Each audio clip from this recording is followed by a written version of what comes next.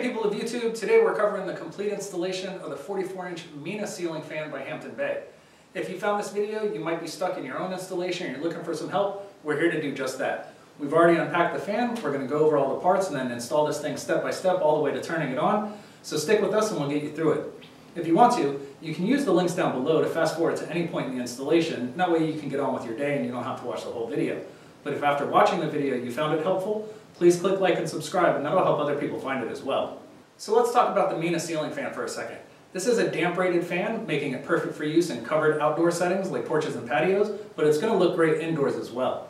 The fan features 5 reversible blades, so you just pick the finish that works for you, and it's got some great quick fit installation features like a slide-on mounting bracket and a twist and lock shatter resistant plastic shade, and these features are going to make the installation go a bit quicker. It is a dual mount fan, meaning that it can be hung from a standard flat ceiling with the included downrod, or it can be hung from a higher angled ceiling with an extension downrod that you purchase separately.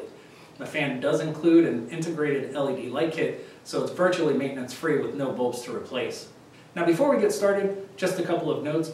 You want to make sure that the electricity is turned off at the breaker box and at the wall switch. If you don't feel comfortable working around electricity, please consult with a licensed electrician.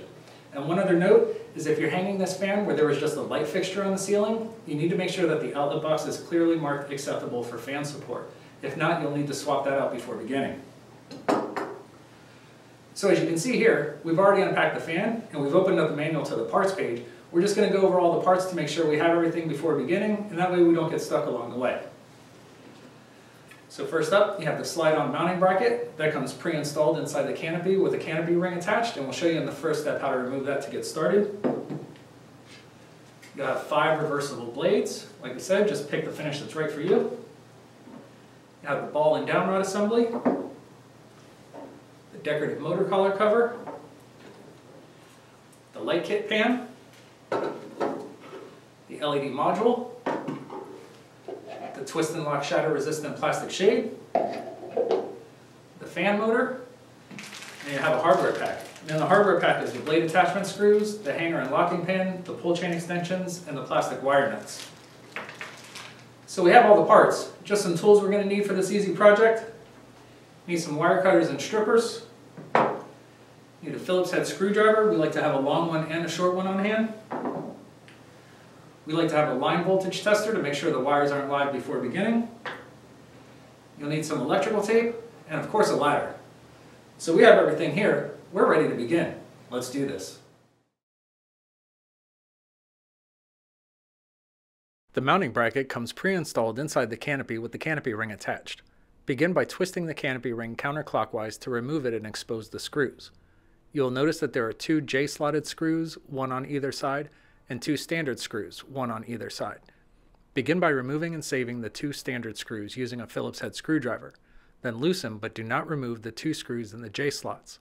Once those 2 screws are loosened, simply twist and lift the mounting bracket to remove it from the canopy.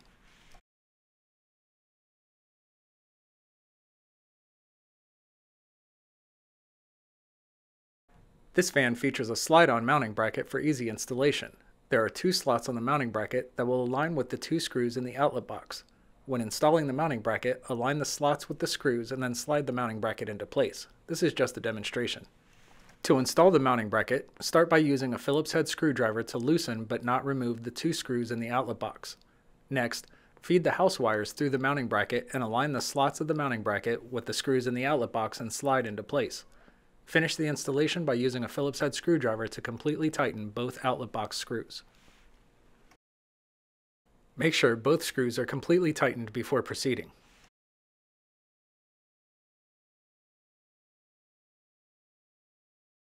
Before routing the wires and attaching the downrod, you'll need to use a Phillips head screwdriver to loosen but not remove the 2 set screws on the motor collar.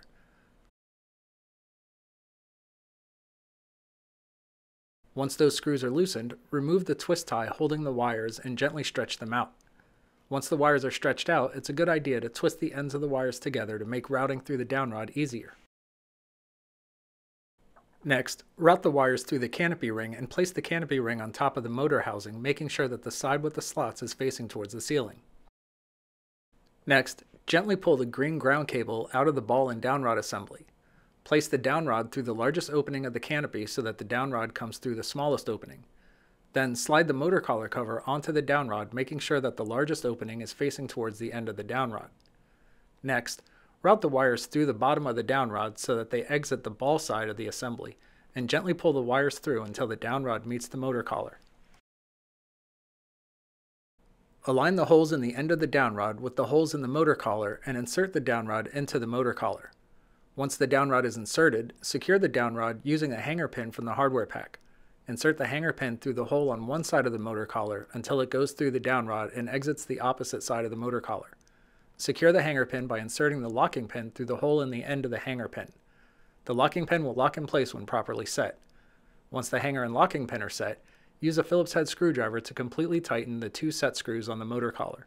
Once those screws are tightened, slide the motor collar cover and canopy down the downrod until it meets the top of the motor.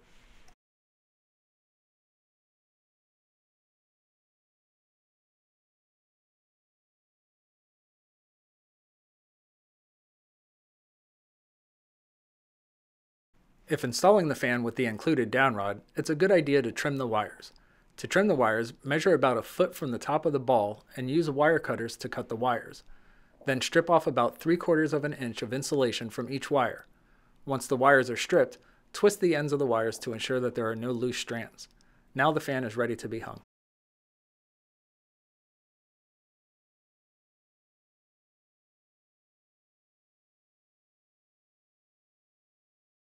When hanging the fan, it's important to note the slot of the ball that will align with the tab on the inner ring of the mounting bracket. When hanging the fan, you'll insert the ball into the mounting bracket and then rotate the entire assembly until you feel the slot engage the tab. The fan will drop slightly when properly seated. This is just a close-up demonstration.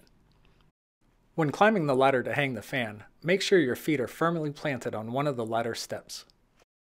To hang the fan, move the house wires out of the way to make it easier for the ball to slide into the mounting bracket. Next, lift the fan assembly up to the mounting bracket, noting the location of the slot in the ball and the tab on the mounting bracket. Slide the ball into the mounting bracket and rotate the fan assembly until you feel the slot engage the tab of the mounting bracket. The fan will drop slightly when properly seated and the fan will rotate no further.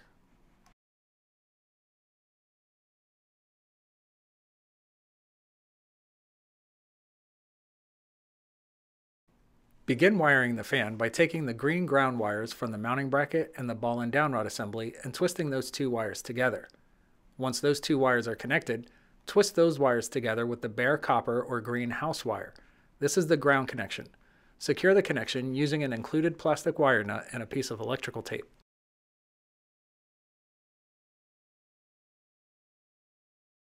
Next, take the white wire from the fan and twist that wire together with the white wire from the house. This is the neutral connection. Secure the connection using an included plastic wire nut and a piece of electrical tape. Next, take the black wire from the fan and twist that wire together with the black wire from the house. This is the fan power connection. Secure the connection using an included plastic wire nut and a piece of electrical tape. Finish the wiring by taking the blue fan wire and twisting that wire together with the red house wire. This is the light power connection. If you do not have a red house wire, you can connect the fan's black and blue wires to the house black wire. Secure the connection using an included plastic wire nut and a piece of electrical tape. Once all of the wire connections have been made, gently tuck the wires into the mounting bracket and outlet box to make room for the canopy to attach.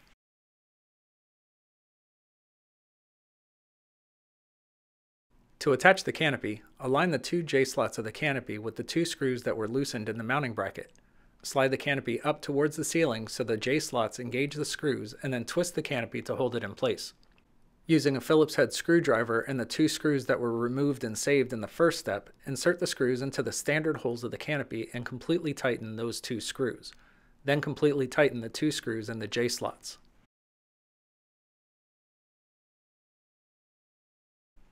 To attach the canopy ring, align the slots on the canopy ring with the screws in the canopy. Slide the canopy ring into position and twist it clockwise to lock it in place.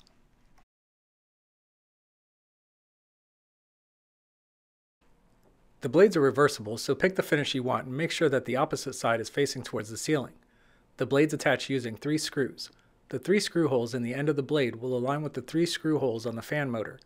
Slide the blade into the slot on the side of the motor housing and align the screw holes on the blade with the screw holes on the motor.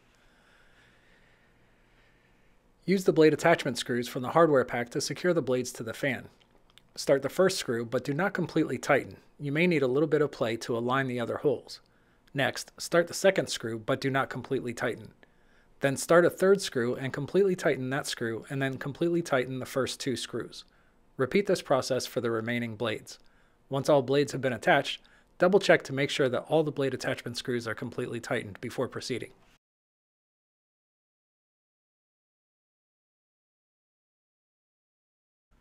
The light kit pan attaches to the fan using 2 keyhole slots and 1 standard screw hole. Those will align with the 3 screws on the black bracket at the base of the fan. Start by using a Phillips head screwdriver to remove and save 1 screw. Then loosen but do not remove the 2 other screws. Once those screws are loosened, align the keyhole slots of the light kit pan with the 2 loosened screws. Press the light kit pan up and twist to engage those screws and hold the light kit pan in place. Using a Phillips head screwdriver and the screw that was removed and saved, insert that screw into the standard screw hole on the light kit pan and completely tighten that screw. Then completely tighten the 2 other screws. Once the screws are completely tightened, connect the 9-pin plug from the fan with the plug from the light kit. Align the color bars on each so that they match and then press the plugs together. There is a clip on the plug that will snap in place when properly connected.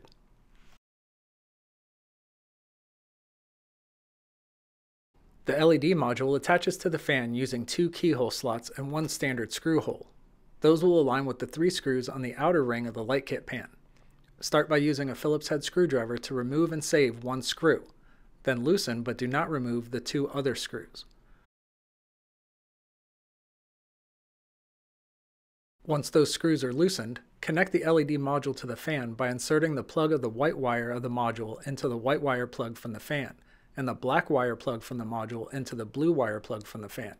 The plugs will snap together when properly connected. Next, gently tuck the wires into the light kit pan and align the keyhole slots of the LED module with the 2 loosened screws. Press the LED module up and twist to engage those screws and hold the module in place. Using a Phillips head screwdriver and the screw that was removed and saved, insert that screw into the standard screw hole on the module and completely tighten that screw. Then completely tighten the 2 other screws. Make sure all 3 screws are completely tightened before proceeding.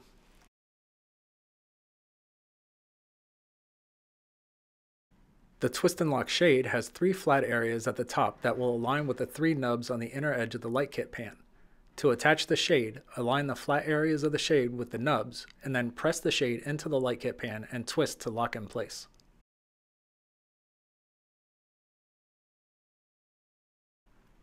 Attach the pull chain extensions from the hardware pack by snapping them onto the ends of the fan's pull chains.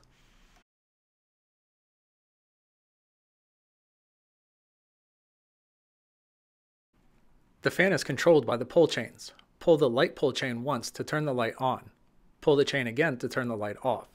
Pull the fan speed pull chain once for high speed, twice for medium speed, 3 times for low speed. Pulling a 4th time will turn the fan off.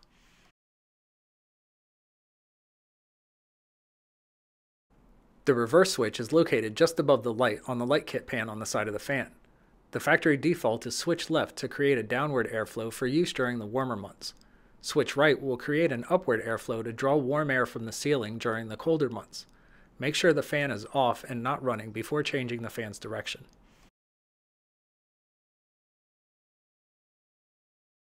Congratulations! The ceiling fan installation is now complete. Time to sit back and relax with a nice tall beverage and enjoy your new ceiling fan.